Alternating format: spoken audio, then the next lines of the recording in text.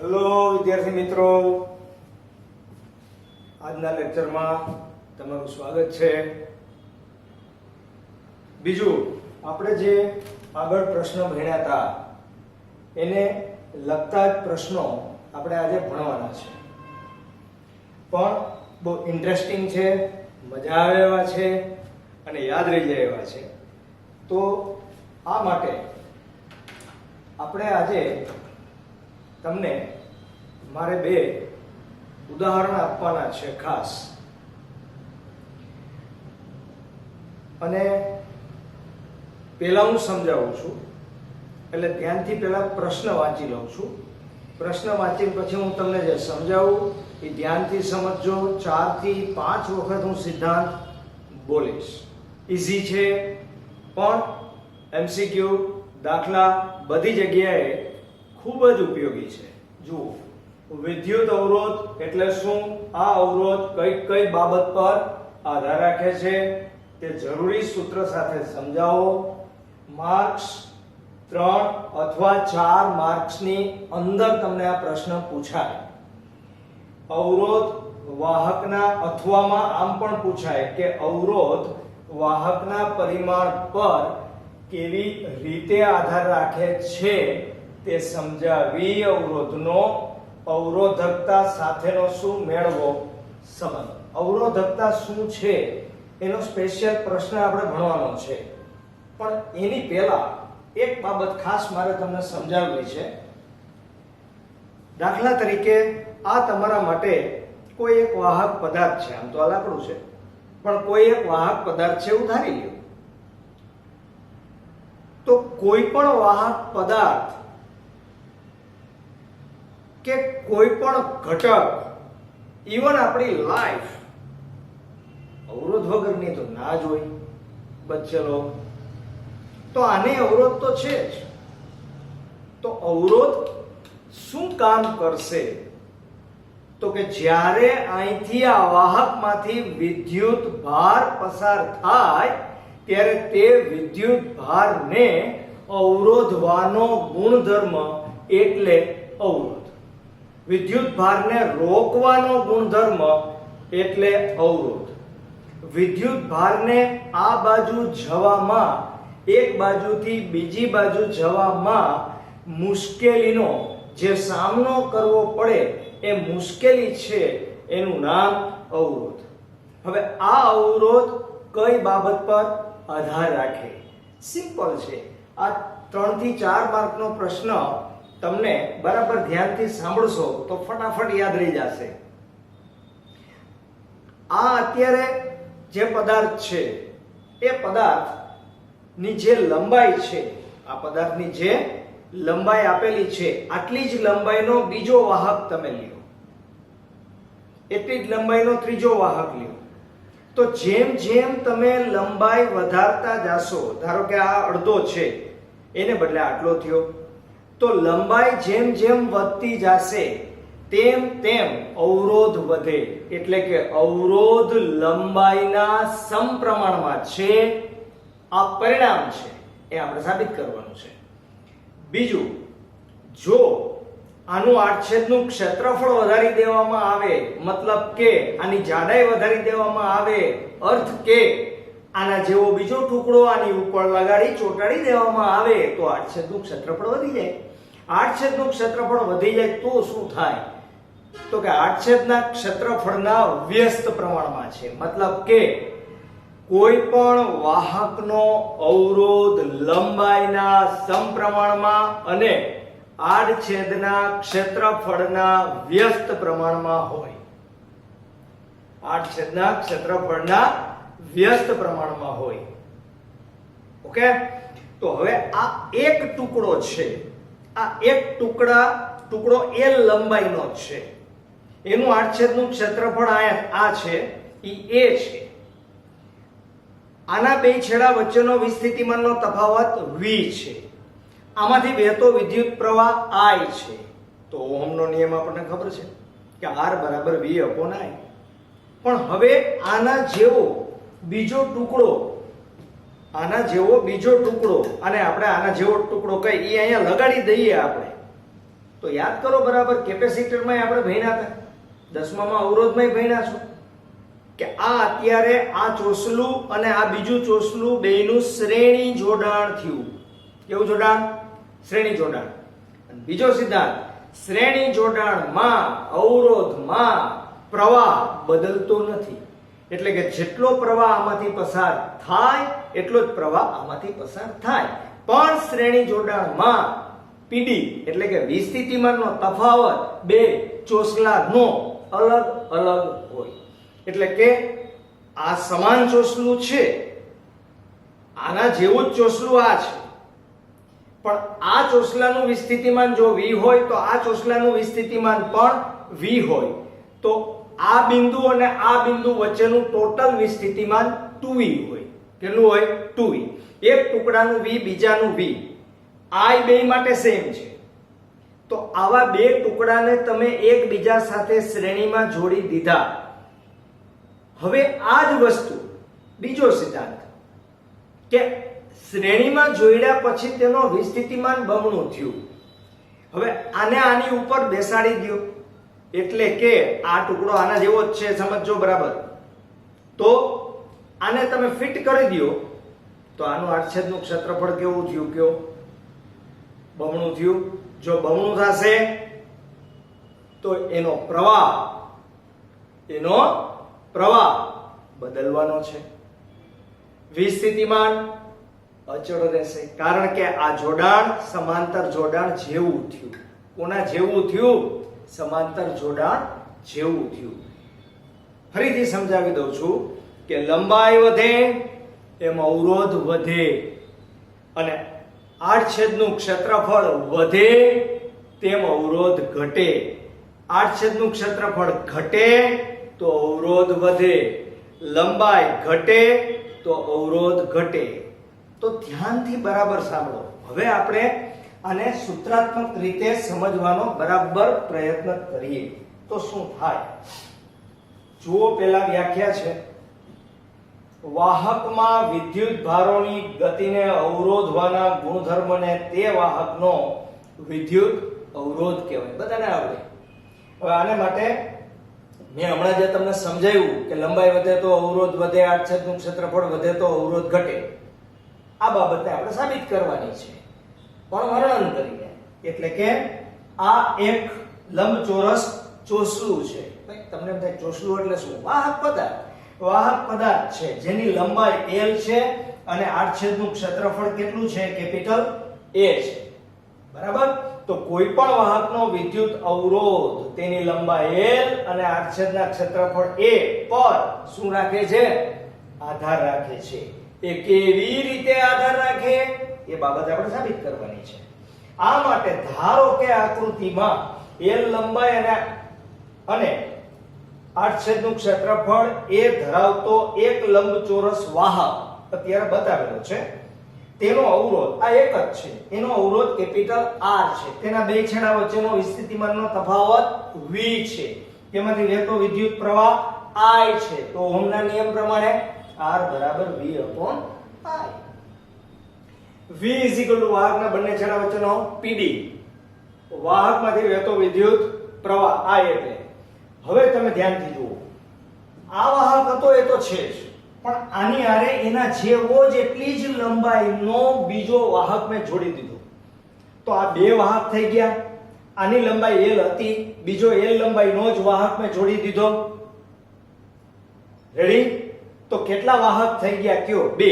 પણ એનાથી એનું આડછેદનું ક્ષેત્રફળ બદલાતું નથી, કારણ કે મેં એની લંબાઈમાં વધારો કર્યો છે, એની જાડાઈમાં વધારો કર્યો નથી. આવા બે સમાન લંબાઈના લંબચોરસ વાહક ચોસલાને એકબીજા સાથે જોડતા તેની કુલ લંબાઈ 2l થાય. આ સંયોજનનો કુલ પ્રવાહ દરેક સ્વતંત્ર ચોસલામાંથી વહેતા પ્રવાહ I જેટલો જ હશે, અને દરેક ચોસલાના બે છેડા વચ્ચેનો PD, દરેક ચોસલાનો કીધો છે, જો અહીંયા ધ્યાનથી જોજો, દરેક ચોસલાના બે છેડા વચ્ચેનો PD, એટલે આનો એકનો PD v, બીજાનો PD v.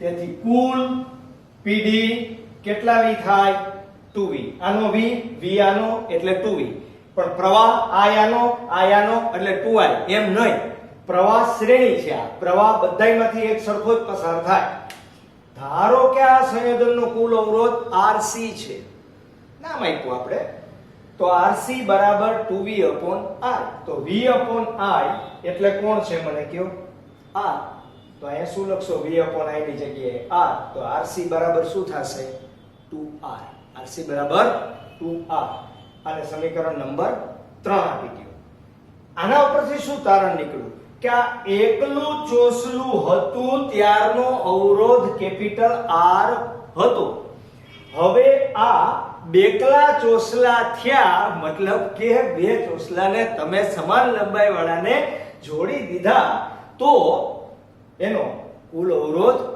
બમણો થયો કારણ કે લંબાઈ બમણી થઈ તો અવરોધ બમણો થયો અર્થ એનું તારણ શું આ તારણ ખાસ યાદ રાખવાનું છે કે વાહકની લંબાઈ બમણી કરતા અવરોધ બમણો થાય છે તેથી R proportional to L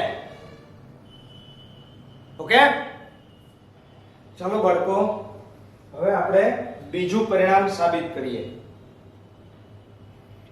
બીજું પરિણામ શું હતું યાદ કરો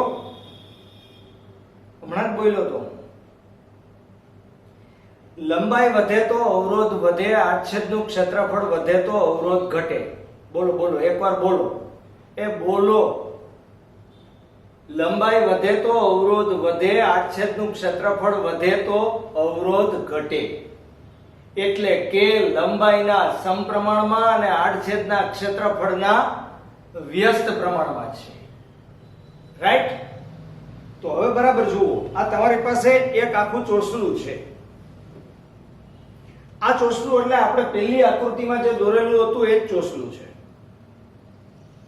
એની લંબાઈ L છે એનું આડછેદનું ક્ષેત્રફળ કેપિટલ A છે હવે આપણે લંબાઈ નથી વધારવી અહીંયા શું કર્યું તો આપણે એના જેવી જ એક લંબાઈ વાળું બીજું ચોસલું અહીંયા કનેક્ટ કરી દીધું હતું જોઈન્ટ કરી દીધું હતું આપણે લંબાઈ એમનેમ રાખવી છે અને આપણે આડછેદનું ક્ષેત્રફળ ઘટાડીએ શું કરીએ ઘટાડવા માટે અહીં વચ્ચેથી આપણે કરવત મૂકવી પડશે કાપવો પડશે આને ચાલો કાપી નાખો જો આપણે આને ઉડાડી દઈએ તો આનું આડછેદનું ક્ષેત્રફળ કેવું થઈ ગયું અડધું મતલબ કે આને તમે લંબાઈને સમાંતર બે ટુકડા કર્યા કહેવાય લંબાઈને સમાંતર બે ટુકડા કર્યા ઓલા એને લંબાઈના ટુકડાને તમે અહીંયા જોઈન્ટ કરતા હતા આમ બરાબર હવે અહીંયા તમે ટુકડો અડધો કરી નાખશો તો અડધા ટુકડામાં શું થશે સિમ્પલ વસ્તુ છે એકદમ સિમ્પલ કારણ કે તમે આડછેદનું ક્ષેત્રફળ તમારું ઘટશે બે ટુકડા થશે એટલે બનશે શું કે જે પ્રવાહ પાસ થતો તો ધ્યાનથી બરાબર જુઓ પ્રવાહ અહીંથી આમ જતો તો આખામાંથી વહન પામતો તો આખામાંથી વહન પામતો તો આખા ચોસલામાંથી વહન પામતો તો આખા ચોસલામાંથી વહન પામતો તો આમાંથી અહીંથી હવે તમે અડધું કાઢી લીધું તો આની અંદરથી જે પ્રવાહ પસાર થતો તો એ તો એમનેમ છે આમાં તો એ એમનેમ જ છે પણ એ 50% વેચાઈ જશે ને આ બે થઈને I જેટલો પસાર થતો હતો હવે આ ટુકડો થશે એટલે બેનો પ્રવાહ I/2 થઈ જશે બે ભેગા થઈ જાય તો પાછો I પણ ટુકડા થાય તો I/2 હવે આ I/2 જેટલો જે પ્રવાહ પસાર થશે જુઓ અહીંયા આકૃતિ મેં હમણાં ટુકડા કર્યા હતા એમ ટુકડા જ કરું છું પાછા જુઓ આ ટુકડો હતો જ બરાબર આ બે અને મેં અલગ કરી દીધા તો આ બેનું આડછેદનું ક્ષેત્રફળ કેટલું થઈ ગયું મને કયો A/2 અને લંબાઈ તો L ની L જ છે તો બાજુની આકૃતિમાં બતાવ્યા મુજબ L લંબાઈના ચોસલાને તેની લંબાઈને સમાંતર બે ટુકડા કરવામાં આવે તો દરેક ટુકડાનું આડછેદનું ક્ષેત્રફળ કેપિટલ A/2 જેટલું થાય આ ટુકડાઓને આકૃતિ મુજબ ગોઠવતા તેનો PD v વોલ્ટ જેટલો થાય. યાદ રાખજો pd નહીં બદલાય. આ ઇનડાયરેક્ટલી આપણે થોડાક પ્રશ્ન પછી શ્રેણી અને સમાંતર જોડાણ ભણવાનું છે.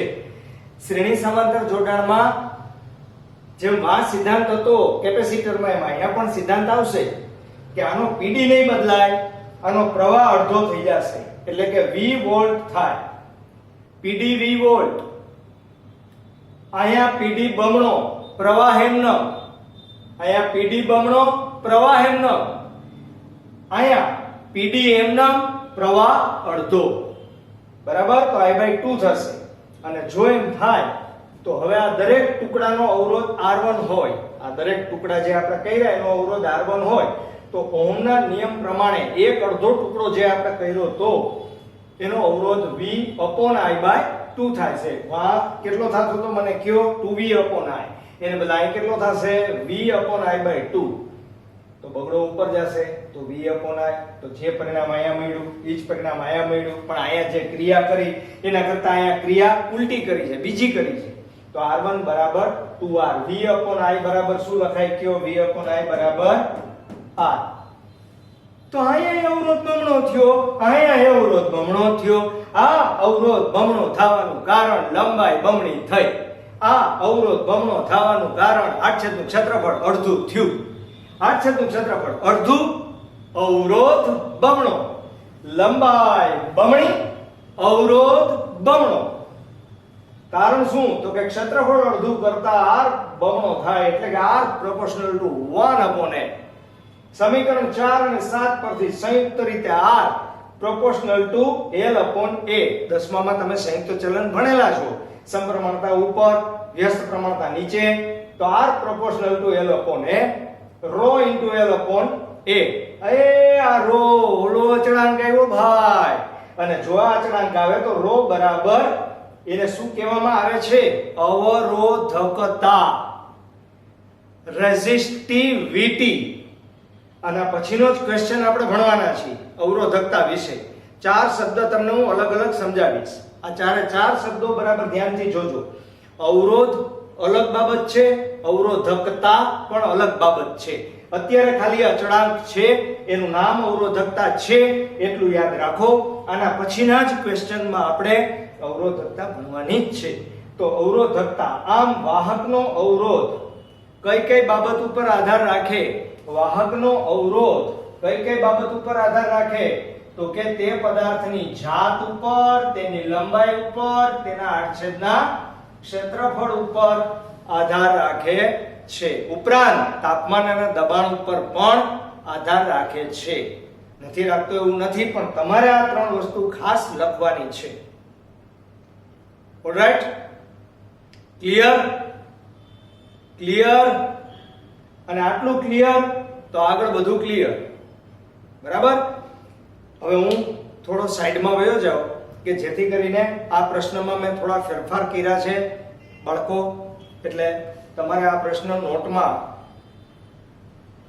લખવો તો પડશે જ. ઓકે, તો હું થોડો સાઈડમાં નીકળી જાઉં છું કે જેથી કરીને તમે સ્ક્રીનશોટ પાડી અને લખી શકો. ઓકે,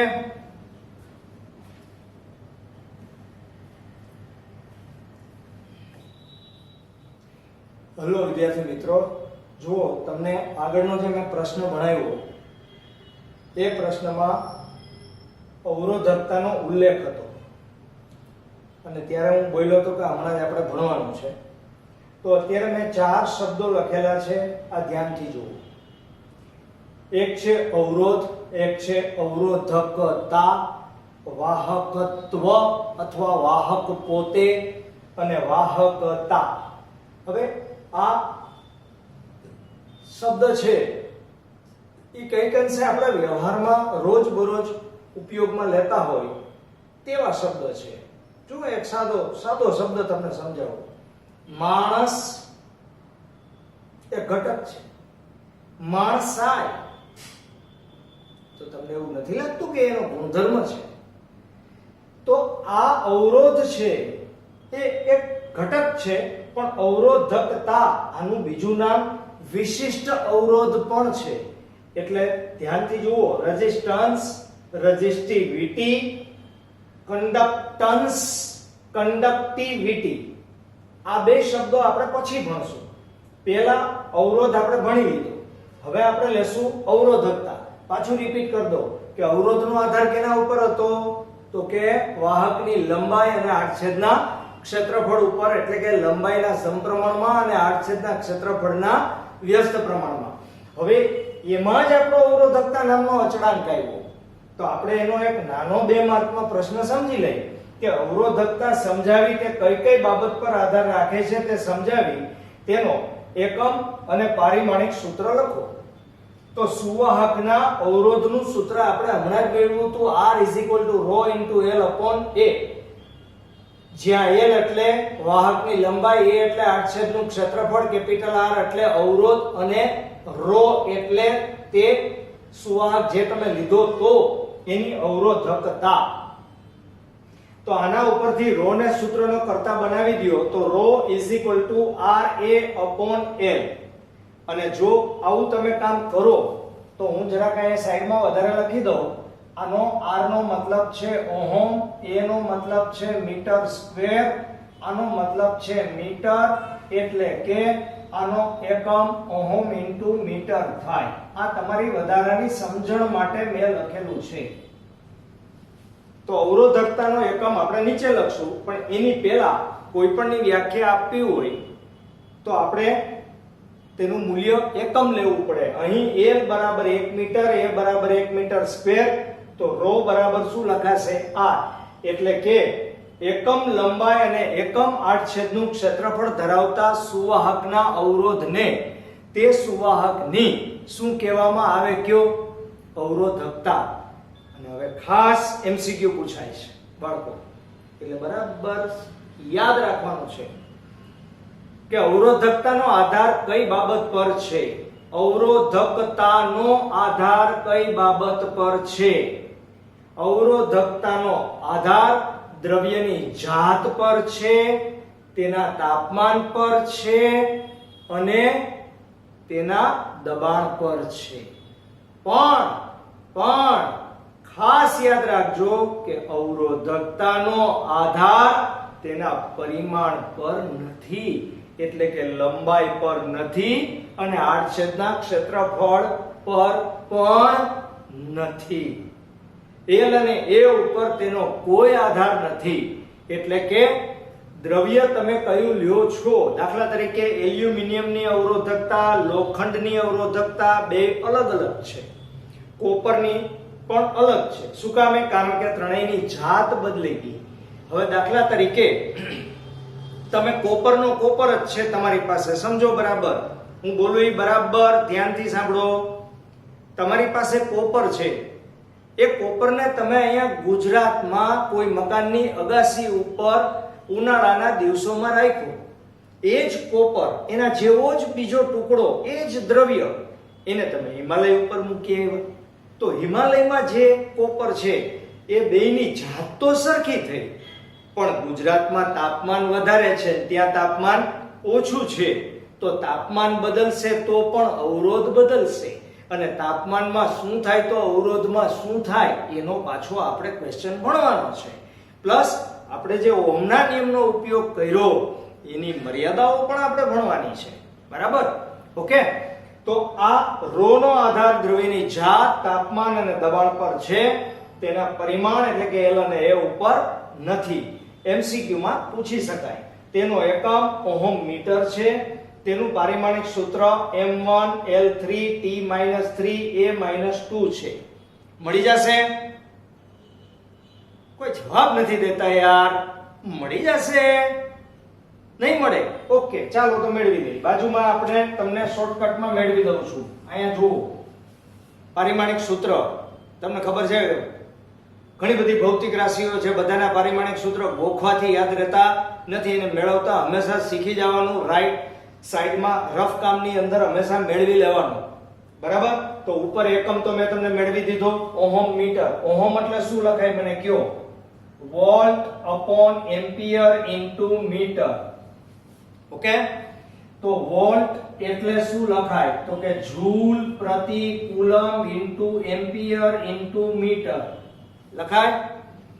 તો જૂલની જગ્યાએ શું લખાશે? તો કે જૂલ એટલે કિલોગ્રામ મીટર સ્ક્વેર, પણ આ મીટર છે ને એટલે મીટરનો ક્યુબ છેદમાં કુલમ. કુલમ એટલે શું? Ampere into second. તો એમ્પિયર ઇન્ટુ સેકન્ડ ઇન્ટુ આ એમ્પિયર તો ખરો જ, ઉપરાંત ઓલા જૂલનો સેકન્ડ સ્ક્વેર નીચે આવ્યો તો equal to kilogram metre cube upon ampere square અને સેકન્ડ ક્યુબ. હવે જુઓ છે, હવે તો ખબર પડશે ને. m1 l3 પછી a-2 t-3. ઓકે, ઓલરાઈટ બાળકો, ખાસ વાંચજો, જોજો, હોમવર્ક કરતા જાજો, તૈયારી કરતા જાજો. લેક્ચરમાં તમને મજા આવે તો કોમેન્ટ પણ કરતા જાજો કે જેથી કરીને મારો ઉત્સાહ વધતો જાય કામ કરવાનો, તમને હું સારી રીતે સમજાવી શકું. બરાબર? અને કોઈ પણ પ્રકારની ન સમજાય કે મુશ્કેલી સર્જાય તો પણ કોમેન્ટ કરો, પૂછો, જાણો, વિચારો અને તૈયારી કરો. ઓકે, આજે આટલું જ બાળકો. જય શ્રી કૃષ્ણ. ઓલરાઈટ.